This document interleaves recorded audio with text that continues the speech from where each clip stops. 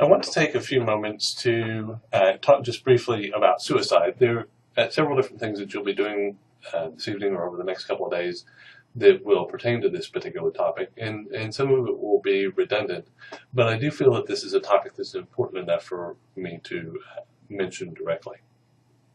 I've pulled from several resources on this. Some of it is just knowledge that I've had in my head for a while, so I'm not sure where it originally came from.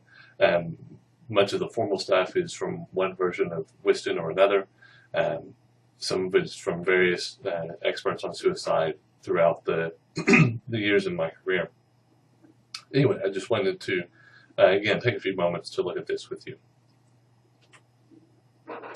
So here are some general statistics. Suicide, as you can imagine, is always an intense and sometimes alarming topic. For us, it's the third leading cause of death for people between the ages of 15 and 24. So for those of us who work in high schools, that's a very sobering fact. It's actually the seventh leading cause of death for children from ages 5 to 14, which again, thinking about all the things that can happen, is a really alarmingly high number. I, for instance, don't typically think of young children committing suicide, but there are certainly documentation instances where that happens, and at an alarmingly high rate. In the general population overall, white people tend to commit suicide more often than any other group. And in fact, white men make up, as you can see, 73% of all suicides, and particularly for the older populations, those over the age of 85, white men over the age of 85 are the single most group most likely to commit suicide.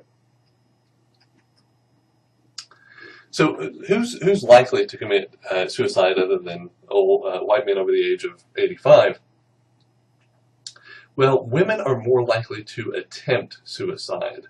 I forget the exact numbers off the top of my head, but I want to say it's something like 3 times more likely than men to attempt suicide at some point in their lives.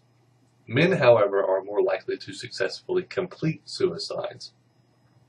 One of the major reasons behind that is that men tend to employ more lethal means. Women tend to use things like pills more often. Men tend to use things like guns. And so there's not a lot of coming back from some of the attempts that men make. Another factor that plays into that as well is that typically, again, this is a generalization, men tend to be more impulsive than women, and we know that impulsivity correlates to successful completion of suicide attempts. There's less thought about sort of the consequences. There's less of a plan involved. It just sort of happens, and then it's done. Another thing that significantly correlates with the likelihood of an attempt are major depression. So if a person has a diagnosis of major depression, or high uses of substance abuse, particularly alcoholism, because of its depressive nature, but there are other correlations with substance use as well. Some of the signs for us to look for in terms of suicide: if we have a student come into our office, or a student that someone brings to our attention who is feeling very helpless, very hopeless, is having a hard time seeing any sort of positive factors in the environment, or positive things to think about, that's a big indicator. Previous attempts at suicide, of course, are one of the major predictors in terms of who will attempt again.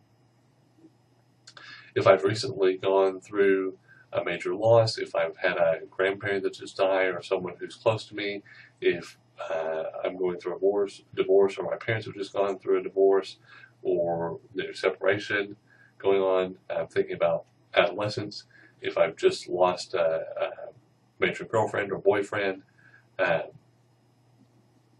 all these factors can indicate possibility of suicide. Other things to look for at psychiatric history. This is something we're not typically privy to in a school setting as much, but if in talking with a student, a student discloses that his uncle committed suicide, or a important figure in his life committed suicide, particularly someone who's genetically related, again, that increases the risk of an attempt. As I mentioned a moment ago, personality characteristics certainly come into play. People who are more likely to attempt suicide are impulsive people. We all go through times when we're down a little more, or things seem dark and it's difficult to see the light at the end of the tunnel. Some of us tend to act on that more readily, or again, don't take the time to sort of contemplate greater meaning. Also thinking about the fact that a lot of prefrontal cortex development is happening in the brain at this time, and a lot of that controls or aids us with impulse control. And so while I as an adult may have more tools to take a step back, adolescents in particular, and younger children as well, don't necessarily have those tools. Their brain just hasn't developed to that point yet. We also know that people who have an inability to express emotions, people who express perfectionism, or have a very strong sense of responsibility. I feel like no matter what happens, I'm somehow responsible for that. People who are very sensitive, those with an inherent sense of pessimism, or a strong sense of dependency, this goes back to some of that relationship stuff, are also more likely to attempt suicide or contemplate suicide. The other major general sign that's sort of a thing to always listen for, and if I hear it, I start thinking down the suicide track, is a support system. Again, thinking about loss, has someone major in my support system just been taken away? Have I lost a parent? Have I lost a grandparent? Have I lost a sibling or friend? Has someone in my inner circle disappeared? And also in terms of resiliency and ability to cope. If I, have a bad day, do I have someone to talk to about that? As the semester sort of wears on and things seem to be getting worse and worse, what does my support system look like? Do I have someone that I can rely upon, that I can relieve some stress with in some way or another, that's going to help me through these rougher times? Or, again, am I sort of taking this all on myself? Do I not have anyone to share that with? And if that's the case, again, I'm more likely to attempt suicide. The Stellmarker actually came up with an explicit list of things. There are a few things, before I get into this, there are a few things that I tend to look for when I start thinking about suicide. If I see some of those indicators, particularly with helplessness, hopelessness, and some of the other things that I've mentioned, one of the first things I do is I say, have you thought about suicide? One thing that research tends to show is that people are reluctant to bring up suicide, and I think that's very true in school settings, even more than in some other settings. And so sometimes we tend to ask very broad questions instead of just asking the, have you thought about suicide, have you thought about hurting yourself, questions along those lines. Now, when I ask that question, I don't just say, hey, have you thought about suicide? I tend to, when a student says, I've just lost my dog, and I'm going through a really rough time, and this teacher's really on my back, and all these different factors, then the way that I sort of preface it is I say things like, well, that sounds like you're going through a lot of really rough stuff right now, and I use part of this to explore the support system or whatever else. Who do you talk to about that? Some things along those lines, and if things are looking gray, again, I'm seeing some of those warning signs. then I say, sometimes we just think about ending it all, or um, that it would be nice just to go to sleep and never wake up. Um, have you had thoughts like that recently? Have you thought about suicide? So again, normalizing that, because we all do. We all go through those down times. Um, I can think of prolonged periods in my life that looked pretty bleak, um, and so honestly addressing that can normalize it, and also sort of avoid the, oh, he or she, the counselor thinks that I'm thinking about suicide. I better, um, sort of, oh, no, no, no, it's okay, everything's fine. Helping to avoid that type of response. So I ask a question. I also want to know very quickly, do you have some sort of plan? Because again, typically in the handful of times that I've run into this in working with students, when I say, have you thought about suicide? Um, and they say yes, then the next thing I want to know is, well, what does that look like for you? Tell me what your plan is. Do you have a plan? And it may be, no, I don't have a plan, or I've just sort of been thinking, oh, I wish I could go to sleep and not wake up, but nothing concrete. Um, and then I want to know again what that plan is. And as I'm listening to this, I'm thinking about things like, and again, we'll get to this a little more with Stummacher. How lethal is it? Do I have access to the things that I need to carry it out? How feasible is it? What's the likelihood somebody's going to interrupt me? Do I want somebody to interrupt me?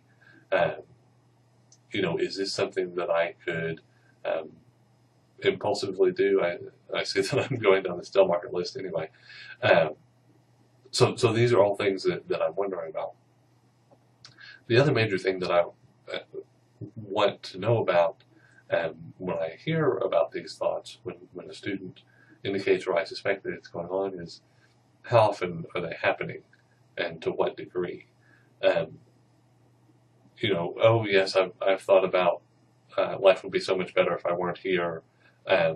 Last year when I broke up with my girlfriend, that type of thing. Okay, so I'm probably not going to rate you very high in my mental scale here for suicide risk. Yes, I've been thinking about it, every day for the last week, and I just broke up with my girlfriend, and that was last week, and every day since I've been thinking about killing myself. That's going to be a different type of a conversation. So to go through Stummacher's list a little bit here, and again, Stummacher's is probably the best known. It's not the most current by any means, but it's the best known for thinking about these types of things. And this is a list that was created of indicators for suicide risk. Verbal communication, saying things like, I plan to kill myself. That's pretty explicit. Or, if things would be better if I would just end it all, or if there were a way that I could just get rid of all this, or if I could just disappear, that type of expressing a desire to escape or to be gone or to disappear or just to end it all is an indicator of suicidal ideation. Self-mutilation is on there. Sometimes that can be an indicator of suicidal contemplation, and sometimes it's not. The self-mutilation research, and we've talked about this a little bit, particularly in the internship course, sometimes self-mutilation is a way for me to relieve stress. It's not necessarily I plan to kill myself. It's this is a way for me to act in a sense, in a productive manner, something that I can take control over, something that releases positive endorphins in my body. Now, if I'm seeing some of these other flags and I'm seeing self-mutilation, I'm going to ask. And if I run into a situation of self-mutilation, just thinking about one that I dealt with, when I found out that some cutting was involved, I asked again, have you thought about suicide? things seem pretty bad. So I want to explore. I don't want to leave a stone unturned, but I don't want to jump to any undue conclusions either. So verbal communication is one indicator. A second one, as I mentioned a bit ago, was a plan. The more specific the plan is, the more concrete, the more detailed it is, the more alarm bells that are going off in my head. It'd be nice if I could just end it all. It'd be nice if I could just end it all with my, Colt 45 that I have in my closet that has 5 bullets loaded in it that I can get to at a moment's notice. That type of thing. Again, I'm exploring when someone indicates that there's suicidal thoughts. Then I'm exploring to see how concrete it is and how feasible it is.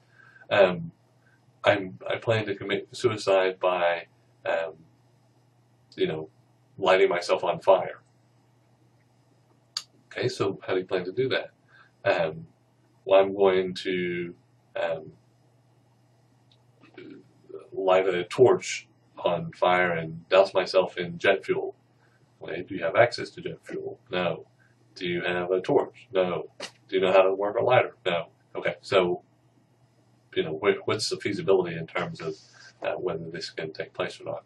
Now, it's important to realize again that just because I don't have a plan or my plan isn't well thought out, it doesn't mean that I'm not at risk. If again, particularly thinking adolescent males with impulsivity, and there are impulsive females, adolescent females, who have also attempted suicide. Not that I've dealt with directly, but I've certainly had colleagues. So if there's someone who tends to act without thinking, that's a higher risk than someone who may be identical in all of the senses. So again, what's the method? Do I have access? Is it going to kill me? How feasible is it? And then the ease of rescue question in terms of if I'm going to take some pills and I'm going to, and then my husband's going to come home and find me and he's going to be really upset.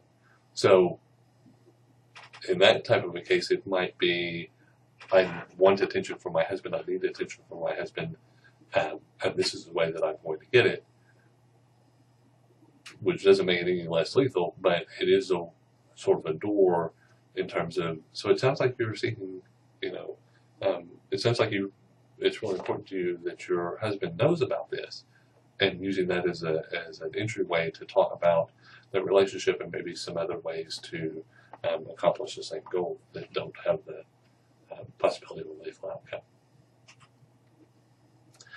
Preparation, again, when I have a plan, I have the means to do it. Where am I in the process? If I've started giving away all my things to my friends at school, if I've been going around telling people that I love them, I've really appreciated them, that may be just part of a life change in terms of an adolescent, but it may also be a sense of I'm trying to get all my last messages in before I go away for good. And then again, what are some stressors that are involved here? Loss, if I've been physically ill, particularly for a prolonged period of time. Unemployment isn't something that's necessarily as big of a factor, although with older adolescents that are, helping out around the house or have a lot of pressure to do that, or are trying to make their way to college, again, that can be a bigger factor than for others. Anniversaries or holidays, if, again, thinking about the loss piece, if this is the anniversary of my grandmother's death, I'm going to be more likely to be down and perhaps to act on that than I might be otherwise. What's the student's mental state? Is there a lot of anger? Again, is there a feeling of hopelessness? Am I using substances of some sort? Prescription or not? But one of the things that comes up, and I don't remember if I put this in here or not, we talk a lot about use of alcohol or use of illicit substances in terms of suicidality, prescription medication, I don't know, just to throw one out there, if I haven't taken it for a long time and I start taking it, or on the other hand, if I've been taking it for a long time and then I quit, that's affecting my body chemistry, which means that I'm more likely to perhaps go into a depression or be more impulsive or have some of those other high risk factors in terms of committing suicide. One thing to really keep in mind, if I've been seeing someone who's been down for a while and then suddenly they get a lot better, whether that's medically induced or not, that may actually indicate an increased risk.